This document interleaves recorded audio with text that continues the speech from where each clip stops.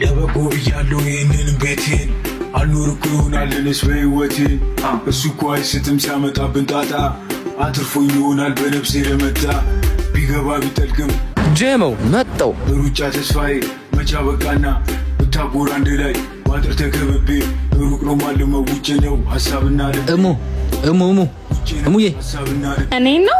አዎ አንቺን ነው። አቤት ምን ነበር? አያያዝሽ ደስ አይልም። ምኑን? ቦርሳሽ ነው።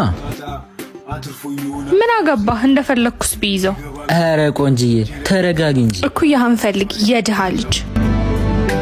የዘመነ ቤቴ እንደምት የነቃሽ እንዲያው ያለ